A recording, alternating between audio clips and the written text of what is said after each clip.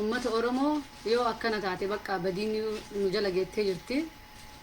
Ummanni Oromoo nafxanyaa bilisoomsuuf moo viidiyoo qofa dhiiga isaanii nama gana ga'utti gannaqee itti du'anii arda yoo ammoo namuma kalee ummata Oromoo Tigree jala ummata bilisoomsee warra kalee argitee Tigree galtuu isii ta'ee warra kaanlee biyya alaatitti ofirraa rakkachaa ture asii biyyatti galchee yoo warri silaa haqa qabaachuu qabu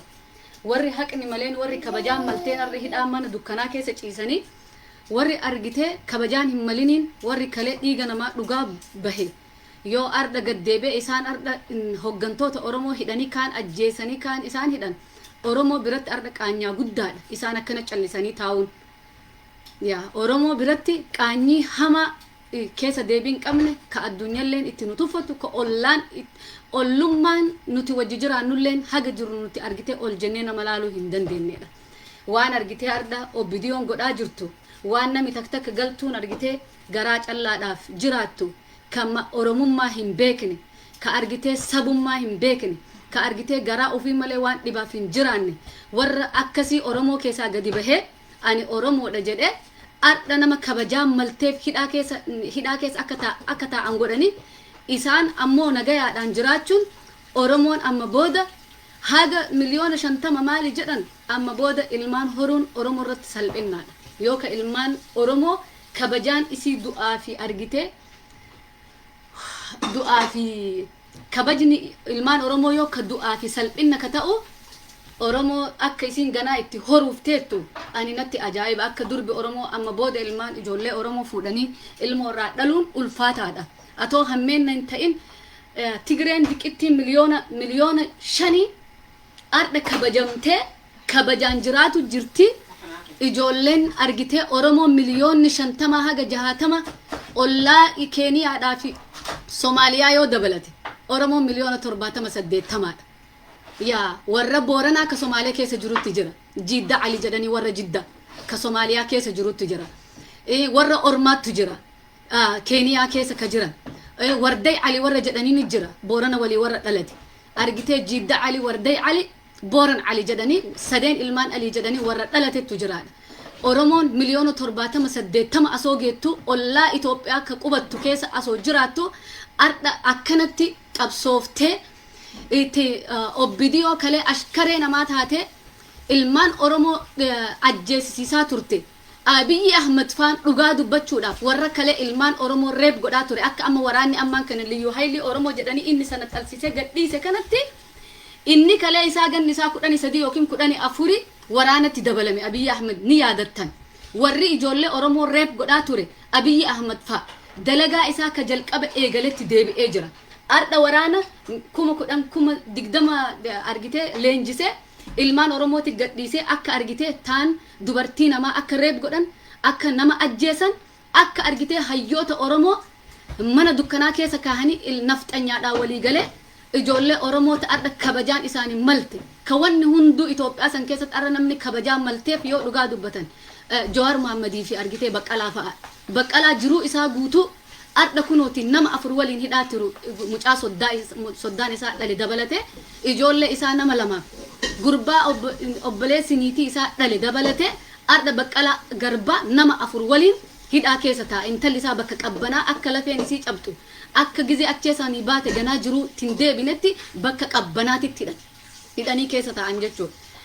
ani garuu addunyaa tana keessatti wanni Oromoo hunda keessaa garaana nyaate Oromoo 3 kutaa 3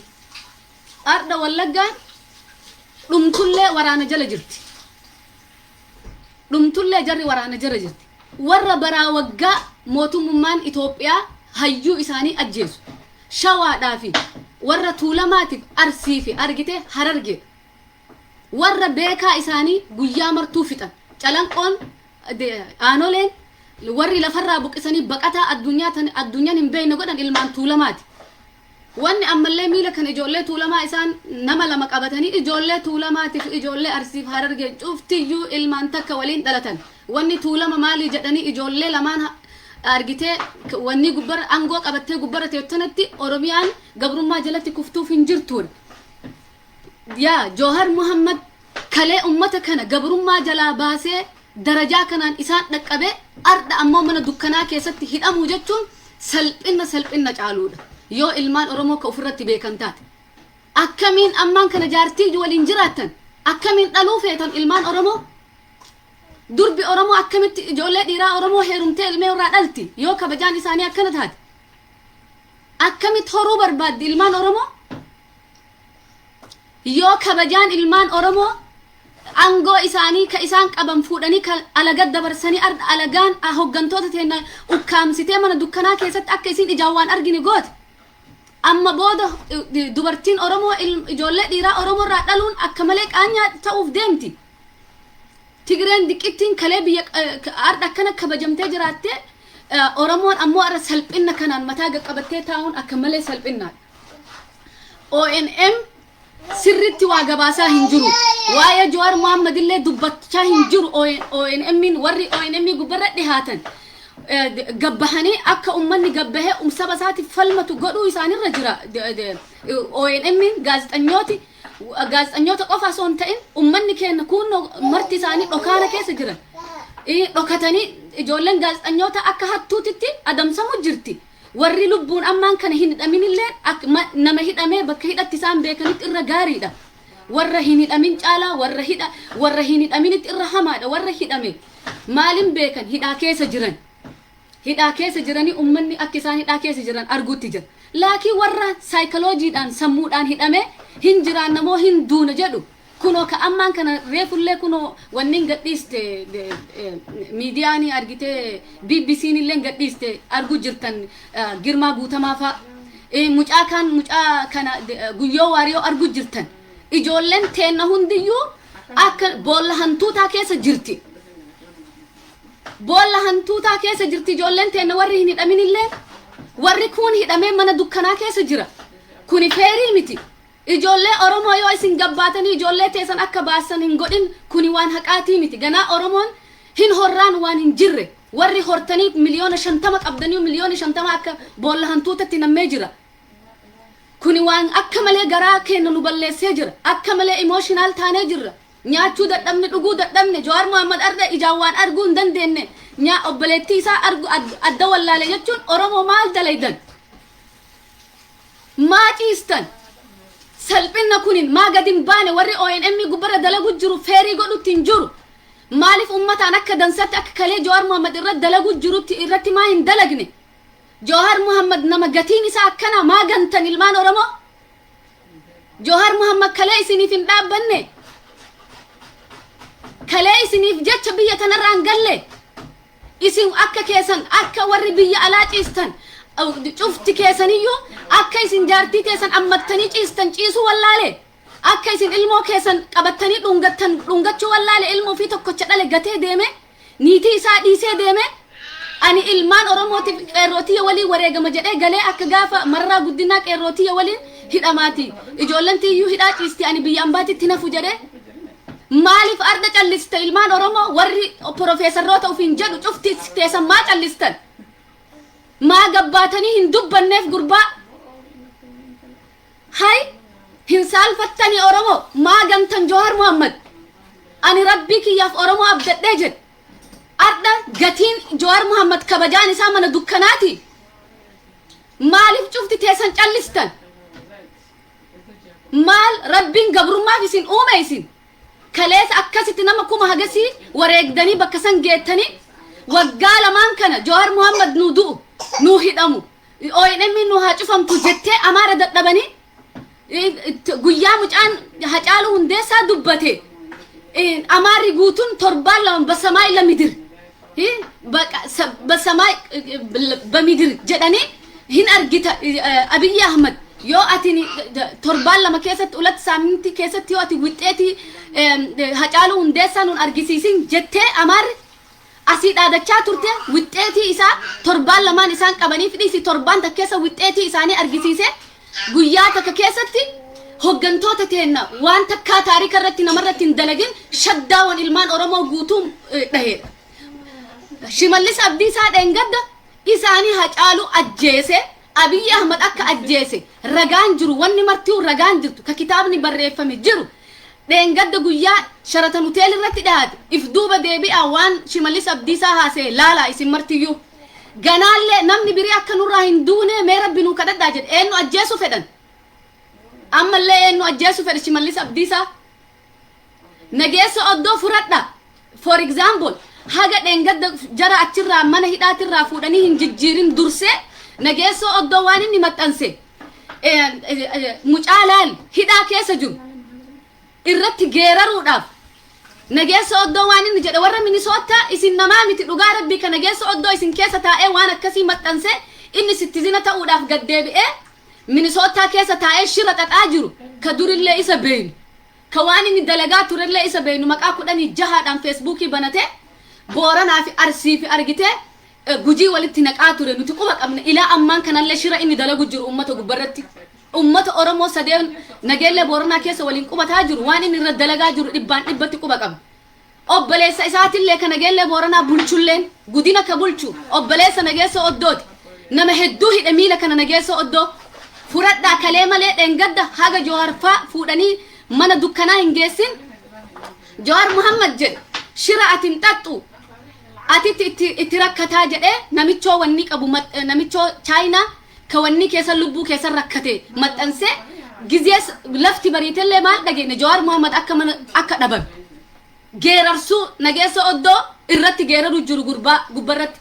nageessa oddoo eenyutti isa beeka dur eenyutti Oromoo wal barsiise miidiyaa Jawaar Muhammad gadhaabee miti if Oromoon gadhaabde arda inni galee federaala seenee biyya bulcha Jawaar Muhammad hidhaa keessatti du'aafi wallahi abadan hin taatu inuma biyyi sun Itoophiyaa isin ittiin mazmuurii itti godhattan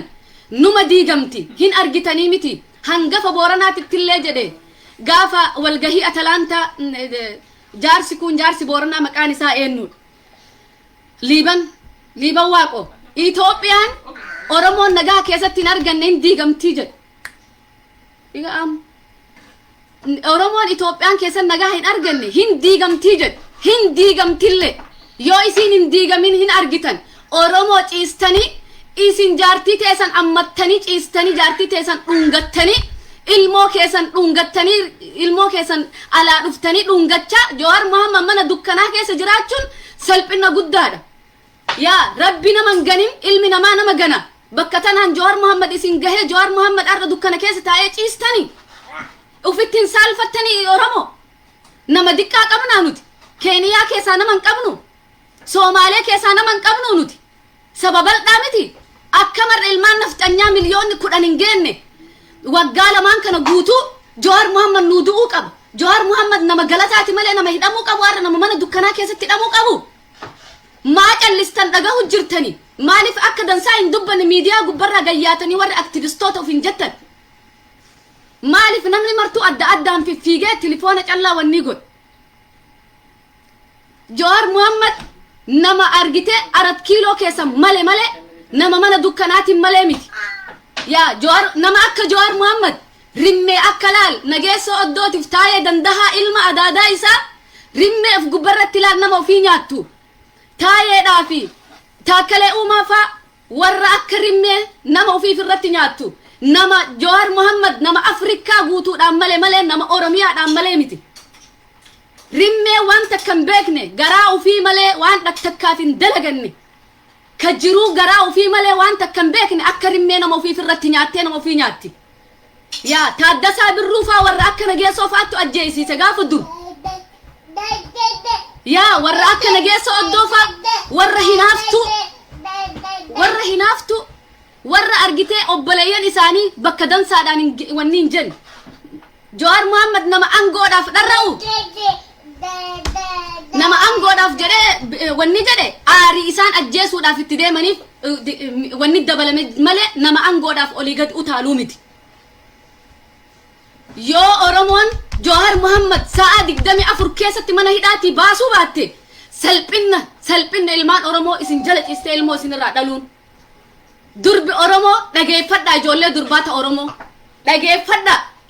wanni Jawaar Muhammad dhufe taa'ee dandahaa bor dhuftiif akka inni amma yaadu kanaa miti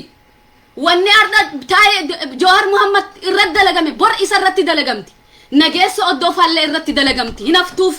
nafxanyaan guyyaa takka ooltee Oromoodhaaf raftee hin beektu taarika keessatti iyyuu Itoophiyaa san ka ol qabe ilmaan Oromooti malee ilmaan nafxanyaatiin gantuu ilmaan nafxanyaa akka Adam Jilooyyuu baan